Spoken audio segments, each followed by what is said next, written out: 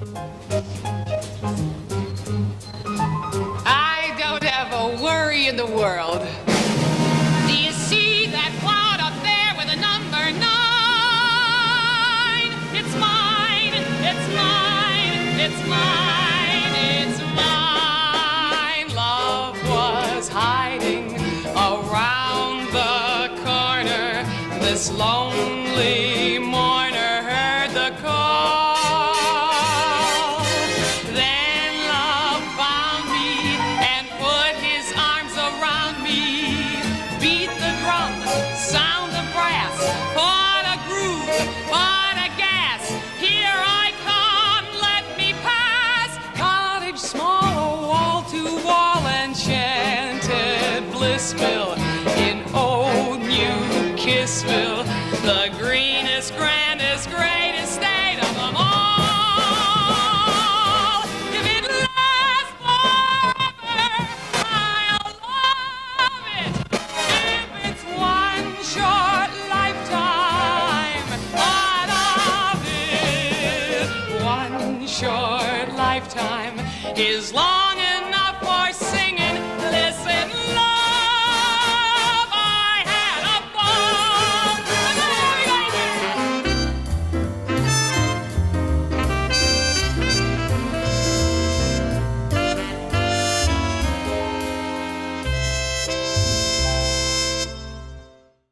It's time to have a ball.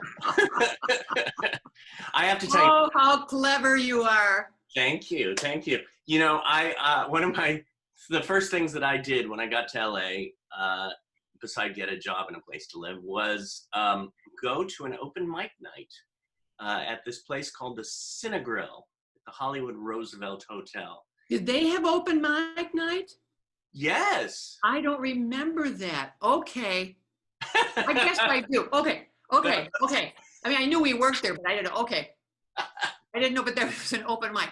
Okay. No, they did. I think it was like a Tuesday night thing, Wednesday night, I don't know. And I met like 3 singers that night. Oh, I probably met more, but 3 singers. They said, you got to come to this class. You got to come to this Karen Morrow's class. And I showed up, and here was this woman with this smile, with the laugh, this humor. She touches your heart. She has a voice that is only hers. And what a heart. The one, the only, Karen Morrow. Oh, just a minute. I'm going to see if my heart is there. It's there. It's there for you, honey. My heart is always there for you. What can I tell you? Yes, I remember. That was a banner year. I mean, we really had some swell people in that class. You being one of them, and Michael Vaccaro and John Russell and Mary Jo Mundy. Right. And I'm sure there are many more, and I should try to remember, but that was about 20 years ago. Because I know, because I had taught at other places before that. Oh my God. Really? Yes. Okay. Yes. And I remember that we were told to get out of one studio. So then we moved to a studio near NBC, and the land was owned by Bob Hope. And then Bob Hope wanted to build something else there, so they got rid of us. So then we ended up at the Cinegrill. And that's where we had class for so long. There, and at the Hollywood Bowl. I remember the Hollywood Bowl. Up there, not outside, everybody. No, would that we could have sung outside. There was a big, huge, not the library, what do they call it, the library? The museum. The museum. The Hollywood Bowl Museum, which was huge and wonderful, with a great big 9-foot Steinway piano. Oh my God. Oh my God. Okay. Don't get me started on. I never love that. Well, since we're talking about that, why do you enjoy teaching so much? You know, I don't know, because I never liked any of my teachers. This is a terrible thing to say, but I went to Catholic schools. I went to Catholic schools from kindergarten on up through college. Right. So that's 12, 13 years of nuns. Now, there were lovely women, but I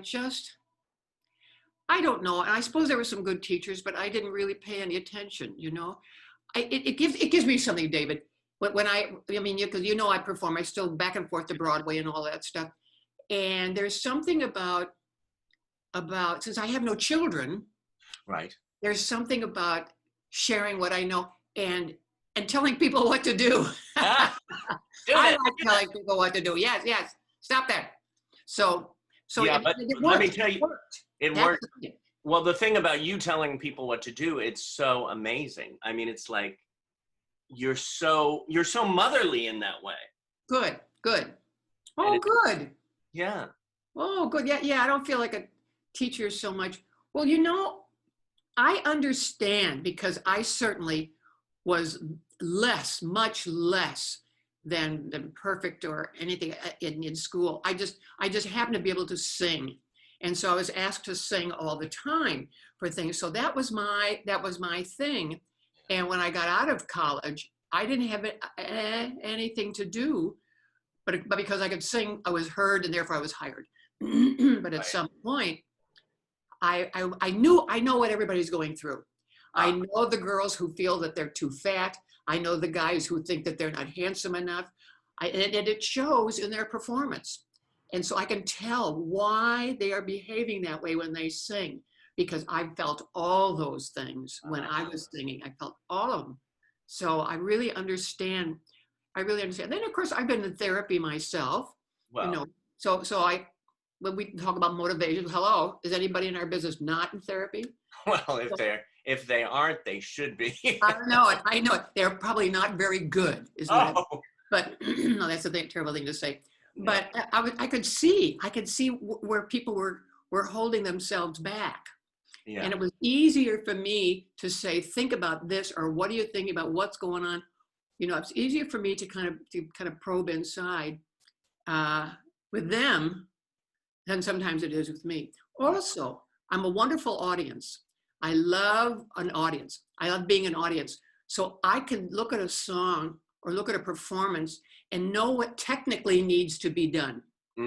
If it's not landing, there might be a reason, not just the voice but the intent is, but they might be phrasing something so that we don't hear it correctly. So I found this a wonderful exercise. And certainly after I started teaching and kept on doing my own performing, especially cabarets, whenever I did cabaret, my act, right. I got freer and freer, and I started having much more fun because I realized I didn't have to be perfect. I just had to do what I do. Yeah. I mean, that's so easy. People say that all the time, you don't have to be perfect. Well, what is perfect? Yeah, exactly. And everybody can say the same thing. But the point is, I felt free then because I had already expressed all these thoughts to a whole bunch of people, and they didn't throw tomatoes at me in class or anything like that. So I figured that they wanted to listen to me. So I figured that audiences would want to listen to me too. And it made me work harder. Now, what was the seed all those years back when you popped your head out of the womb? Well, what was the seed that made you want to go into this profession? Pardon me, I should have warmed up. My parents were both singers. In Chicago, although they aspired to opera, although I found out many, many, many, many years after, when my mother was about 60 years old, she says, Karen, I really liked light opera. I really liked musical comedy. Of course, in her era, musical comedy was the Merry Widow and stuff like that, and New Moon. And my dad was singing on radio in Chicago, and they used to tell stories, incredible stories about when they met. They both had the same voice teacher in Chicago, and they met through him. And then they both went out on the road, which we would call summer stock now, but they called it on the Chautauqua circuit. And that was a circuit where a violinist maybe would appear in the tent. They would travel around the country, and they would the act would go from tent to tent to tent. And while the violinist was playing like that, and then he would move out, and he would go to the next town where the guys had been setting up his show. And then my parents would move in because the guys had been setting up this show. So they were always a jump ahead. But they had pictures, and they used to laugh so hard about all the fun that they had. And I thought, oh man, wouldn't that be where great? They met? Yes. Oh, they met in their voice teacher's office, and then they both happened to and got this show, and then that's when they decided to get married. Oh. And it just sounded so not glamorous. It just sounded like fun because they laughed so, and they had pictures of all these characters that were in the shows, and they used to tell stories about this one guy who would sneak out of a hotel every night so he wouldn't have to pay. You know, I mean, just wonderful characters, and how he would wear silly things, and then they would sit there and they would laugh so hard. I still have those pictures and that inspired me. And because I could sing, I thought everybody could sing because my uncles sang, my aunts sang, everybody. I can imagine your voice when you were like 2. Oh, you know? The first time the first time I sang, I was 3 years old. I went, God bless America. It was that loud, standing on a piano bench. And I remember my parents just going, okay. So they picked me up off the bench and sent me to my room with a cookie. Oh. So, but that was it. I sang God Bless America for the first time. And you got paid. You got paid for your first singing job by a cookie. But I got applause. Oh, David. Well, now, when did you first decide that you were going to be in the show business? In the show business. You know, I recognized this the other day. I've been going through all my crap while we've been in quarantine, and I found some old cassette tapes. Now, I knew from the beginning when I popped my head out of the womb, I felt, I gotta do something. Gotta dance or something. Really? No. Early on. Was there any influence in your life? Well, no, because my mom was a secretary. My dad did have a good voice, and we used to sing together. At Camp Arazim, I used to be the Big Z when I was a teenager, and I would sing In Kelohenu every day after lunch. But I remember in high school, and I was coming across these tapes, and I was listening to it. It was Bells Are Ringing. Oh, I love that show. Yeah. And I played Dr. Kitchell, the dentist. And I was the nerdy teenager at school. I didn't feel like I had a lot of friends. I was in the drama department, blah, blah, blah.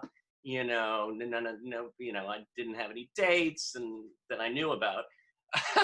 And so I did this role. I got up on stage. I was singing, I love your sunny teeth, and at the end, they were laughing. The audience was laughing. And I'm like, I'm loving this. And it's just giving me energy. And then at the end of the one scene that I had, I think I had 2 scenes, but that scene, I got this applause and everybody stood up and I was like, oh.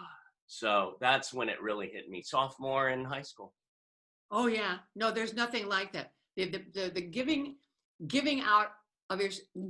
of yourself. Now there are people who sing and they don't give of themselves. They just stand there and sing and look prettier and look handsomer and stuff like that. But when you give it all, and the audience responds, that's the link. That's the thing that connects. And you go, I want to do that all the time. It's about connecting, I think. That's wonderful, David. Oh, that's wonderful. That's a funny part. Well, I love that show. I mean, my audition songs, when I went to New York, my audition songs were from Bells Are Ringing. I mean, really? Oh, it was Judy Holliday. I sang. Yeah. I'm in love with a man. Plaza. Oh, 443. What about me? Well, you've heard me do that. Yeah. Yeah, it's silly, but yeah. Oh yeah. Oh my God. No, but your big break on Broadway was I Had a Ball. Correct? Yeah, my big break. Yeah. Was before that. There was a revival, the first revival after 25 years of the original of Boys from Syracuse. Now that had been done in the 40s or whatever. So this is 60. Yeah. So this was 1960. Well, actually, no one. The minute I got to New York, I got in a show down in the Village called Sing Muse. And it was written by Eric Siegel, the one who wrote Never Having to Say or Sorry, who wrote Love Story, and Joe Raposo, who eventually wrote all the music and the songs for Sesame Street. Oh. But at that time, they were guys right out of college. Yeah. And they wrote this show about Helen of Troy and that whole thing. But they called it Sing Muse. And so, of course, my first song was Why Did You Marry Me, Menelaus? And that was it. And they went, oh, okay. I love it. Okay, this new girl has hit town. So that's what really put my name there. And that's when I got a Theater World Award. And me and Robert Redford and wait a minute. Oh, Jones. He's the African American who does Darth Vader, the voice of Darth Vader. Oh, yeah, James Earl Jones. James Earl Jones. Yeah. We all got the award at the same time. And I said, I wonder whatever happened to those guys. When I look at the book that has our pictures in it, I said to James Earl Jones years later, I said, did you ever look at the book and think of me? He went, oh yes, all the time. 3 grades. But that's what people started taking notice. Then I started doing television. Oh, you did television before? Yeah, I did television first. Well, I know that you were on, my God, Mike Douglas, Johnny Carson. I mean, I did that a lot. But before that, my first show on television nationwide was on the Red Skelton show. oh, I know, and it was to be my debut, and that was. And they did them live then, and they weren't pre-taped. And that was the night that either the Bay of Pigs invasion or the United States invaded something else. So of course, all those shows were blocked out because of the news. The news had to take over. Yeah. So eventually, I guess we did go on sometime, some down in the future and stuff like that. Right. But then I did Gary Moore. See, all your people probably don't know who these people are. Well, they're going to look them up tonight. Okay, but Gary Moore. Yeah. And I remember doing that. My favorite was when I did that with Nat King Cole. Now, maybe some of your guys know who Nat King Cole is. Oh, yeah. But to tie in with, I don't want to upset anybody, but this was way back in the 60s, Yeah. And at the end of Gary Moore's show, all the guests would come down and we would hold hands and we go, thanks for dropping by. Hope to see you soon. Good night. I mean, everybody would sing that, all the guests and Gary in the middle. And then, so I of course I couldn't even speak because Nat Cole was on the show and he was absolutely my favorite. Oh, I could listen to him forever. He was so smooth. And he was standing next to me holding my hand and I said, oh, I'm so honored. Oh my God, I'm so honored. He was sweet and lovely. And we said, thanks for stopping by. Hope to see you soon. Good night. Then we took a bow. And that was it. They got hate mail. So much hate mail because this lovely blonde was holding hands with, they didn't call him African American then. But it didn't occur to me that was not something to do. I mean, he was Nat King Cole, for Christ's sake, and I was only Karen Morrow from Iowa. So I really learned. I really had a big lesson that day. So when I see what's going on now, I go, oh my God, if only you had worked with Nat Cole. Oh my God. Well, it just all depends. Yeah. But from those things, I went on to, I did the National Company of the Unsinkable Molly Brown. I took over for Tammy. I did that. And then it was after that I auditioned for I Had a Ball, Broadway show, and got that. Right, with Buddy Hackett. Buddy Hackett and Richard Kiley. I had my choice between that show. There was another show called Kelly that was going to open at the same time. And it was so much more refined. I mean, I Had a Ball was all about Coney Island and Buddy Hackett. He was funny, yes, but he was going to star in a show, Buddy Hackett talking. I thought, what is that? So I thought, listen, I'm gonna take the Buddy Hackett thing because it'll be over and it'll be fine and everything. And so Kelly opened without me and closed either in one night or in 4 days, something like that. It has a colossal reputation for being. I mean, they just sold it. It was going to be the greatest thing. And we ran for 6 months and we could have gone longer. Yeah. Exactly. We could have gone longer because Buddy would do his act at the end of each show because he knew we had a clunker of the show. Oh. But he would do his act afterwards and the audience would stay and the orchestra would stay. And we had packed house every night. And you had the main song. The back, yep. They had the song, the title song with the whole company. Thank God for that.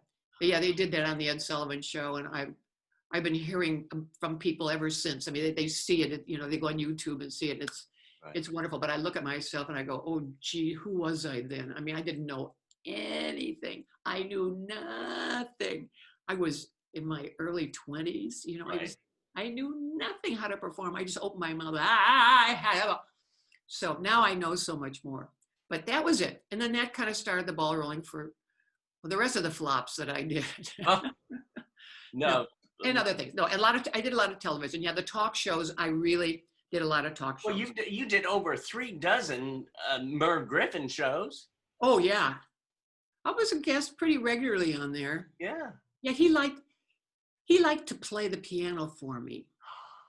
He loved to play the piano, and my favorite song was one of his favorite songs. It was Time After Time, and he loved playing that song. He was very good, you know. He could play in any key. Yeah. And so he would play that. In fact, the one thing that I remember, and I can't get a clip of this, and I don't know how, I can't get a clip of it. One night he booked me and James Brown. You know, James, I'm all right. I mean, you know, total crazy, wonderful rock country. I don't know what style would you call him? Oh yeah. I mean, deep soul. I don't know. Very deep soul, and he was a little wiry guy, so he booked us together. I mean, you do a duet? So popped it on the two of us, sprung it on us, and and he looked at me. James looked at me, and I looked at him, and we said, okay. And he said, I want you both to sing Time After Time. He said, James, do you know that? And he went, oh yeah. And I went, oh God, this is going to be awful because he's going to go all over the place and do his pop sound. Yeah. And there I am, stupid little Karen from Des Moines, going to go time after time. Well, Merv started to play, and James sat next to me, and we looked at each other, and he started singing in perfect harmony, never goofed from the melody, never did any licks, never did anything to destroy that perfect melody and me. And we looked at each other so soulfully. I was so shocked and so by the fact that he totally put what he does away, put it away in a drawer someplace, and decided he was going to do this for me. And I can't get a clip from any. We're gonna have to research that. I have put people onto it. I'm sure that unless they erased everything from that show. Some shows, of course, they erased. Yeah. But others, they're in the vault somewhere. Well, they show the Merv Griffin show on WeTV and places like that all the time, but they don't show the music because they would have to pay royalties. So you'll see me sitting on the couch at the end of the show, right, but you won't hear what I've been singing. So I even went online and said Merv Griffin show James Brown, type that in, and then nothing came up. God, I'm going to throw out a name and see what comes. Jerry Herman. Oh, well, Jerry Herman. I don't know if your audience knows, but he's the man that wrote Hello, Dolly. Thank you very much. And Mame. I mean, those shows. Somewhere right now, as we're speaking, somebody is doing Mame and somebody is doing Hello, Dolly, even if it's in grade school. Right. Every school, because they're safe to do, they're wonderful shows. Jerry wrote those, and he wrote some other wonderful ones, La Cage aux Folles. Oh. I mean, based on the movie, you know how wonderful that is. And he wrote Milk and Honey, which was about Israel when it was wanting to become independent. Beautiful music, beautiful music. Plus, he wrote some reviews and stuff before. But he always liked my talent. He always liked to audition me for stuff. And right. He liked my audition song. He left. He just said he still remembered the audition song. But anyway, he then asked me to do concerts with him, with the orchestras and stuff like that. And then eventually I traveled with him. Yeah. We played all over the country. We did colleges and high schools, and then he gave scholarships. Yeah, I remember, and thank you very much. I received one of those one of the years. Yes, that's right. Oh, that's right. Those were the Jerrys, the lucky Jerrys. That was just a highlight of. Yes. Yeah. You got $100. I see. I don't even remember the money. I remember the honor. Yes, but finally I dwindled down because I was running out of cash. Jerry gave me a big hunk of cash, and then I was kind of doling it out over the years. And then finally I got down to $50. And then finally I said to the class, I said, I can't give out any more Jerry's because I don't have any more money. They said, Well, no, that's fine. no, So, it's not about the money to get the, no, I know. from Jerry, Yeah. Yeah. No, he was extraordinary. He was very important in my life, and he was very important in a lot of people's lives. In fact, kids now that got his scholarship from the high schools that we played and stuff like that, they are now grown up, and they write him letters. Of course, Jerry just died not too long ago, about 3 or 4 months ago, which was, well, he was really he was kind of frail. But we did the great big show at the Hollywood Bowl. That was a salute to Jerry. And that was one of the most exciting things that I've ever done, because it seats 18,000 people and every seat was full. And it was the Los Angeles Philharmonic. And to walk out in front of that orchestra and look at the audience and sing, yeah. Talk about needing an audience, talk about liking an audience. You better like an audience if you're going to be put in front of 18,000 of them. Wow. And it was extraordinary. Absolutely extraordinary. So I know. I'm like sitting with you, and I could talk to you for hours. I mean, well, I told you I was a self-starter. I mean, that's why I did so many talk shows, is because they say, book Karen, she'll just ask her one question and she'll talk forever. But no, it's so rich and full. I mean, and what you've done, Broadway, and you teach, and we could go back to the commercials. I've done commercials. Commercials? I've done everything except a major motion picture. And that's too bad, except I don't think I would like to look at myself in 70 millimeter. But one of my favorite movies that was a TV movie was Boy in the Plastic Bubble. Love that one. And now we're all living that, aren't we? I know. We thought that was so odd. For those of you, it was from John Travolta was a star because he was a brand new star in sitcoms. And so they wanted to give him something else to do. And so he did that about The Boy in the Plastic Bubble, which was a true story. I played his girlfriend's mother. So I didn't have to do anything except just kind of be there and say, hello, and reprimand my daughter and talk to her a little bit. That's all I had to do. But it was, we would go on location. We'd go to a lake. We'd go to a forest. We'd go to a high school and photograph the graduation. And it was, he was darling. And I would run into him later on before he became really famous. So after that movie, he was taking dance classes at the same place I was. And so we would talk and stuff. Wow.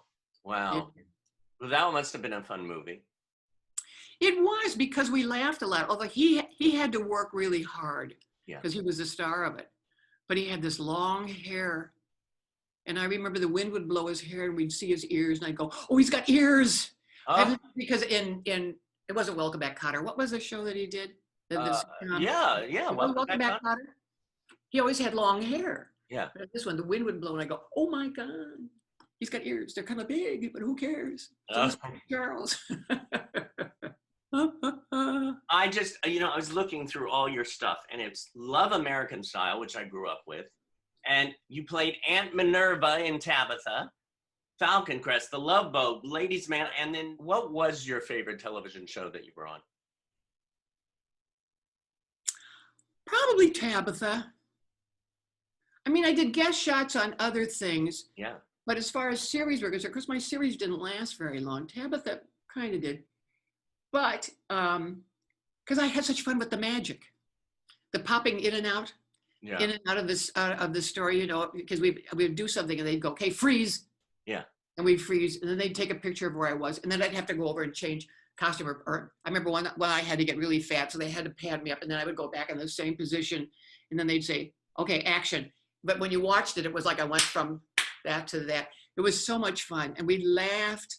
And I remember the director giving the wrong directions one day when I was supposed to be soaked. Because I was the weather. Anyway, I did a weather thing, and I was supposed to be soaked, but we waited. Don't soak me during the run through. Yeah. Of that scene, And of course, I was on a roof and the director was down below and he shouted at me, go to the left. I went, no, go to the left. And I went, okay. And I went to the left. And of course, all the rain came down at the wrong time. So we had to stop and go and get all dried up and do the hair again and do the makeup. Oh. I remember those, they were fun. They were Yeah. such fun. Oh my God. My God, to be in. Outfits. And then of course, I got to work with some of the people who had been on Bewitched. Right. So, they kind of brought them back for this. I'm sorry that didn't continue because it was fun. I wasn't particularly good. I wasn't. Oh, please. Well, no. I'm saying this because even though I could be silly and stuff like that, but I realized that I'm really good with an audience. I can be funnier when I'm with an audience. And that was one camera. There was no studio audience. Yeah. And I thought, oh, that's too bad because that could have been, there are those people who don't need an audience. They know how to be instinctually funny, And I mean, all the people who were on Friends, all those people, there was no audience, studio audience. They were just all behaving the way they behave.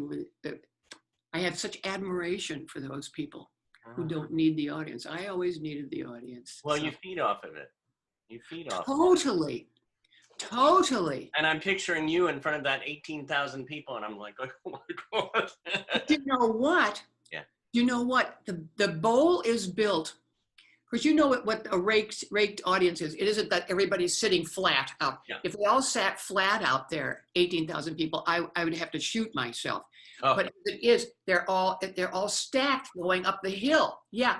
And that's all very close. So it looks like this when you're on stage. It looks like they're right in front of you, even though the 18,000th one is way up here. Wow. So they look, whereas if they were way back there, it would be vast.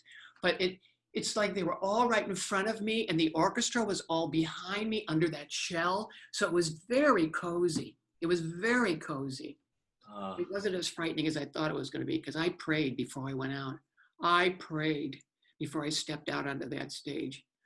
I just said to my higher power, I said, Grace. I gave her a name, Grace. I said, get me through this. Just be there with me. Please be there with me. And that was it.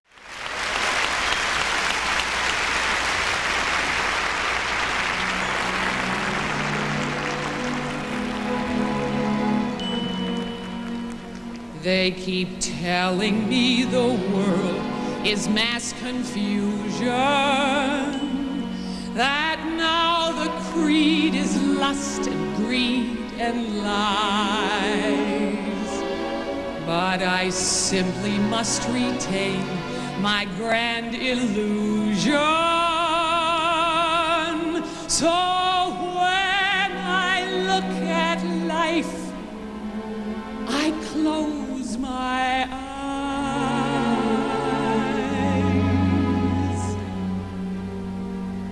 If music is no longer lovely, if laughter is no longer lilting, if lovers are no longer loving, then I don't want to know if summer is no longer carefree, if children are no longer singing, if people are no longer happy, then I don't want to know.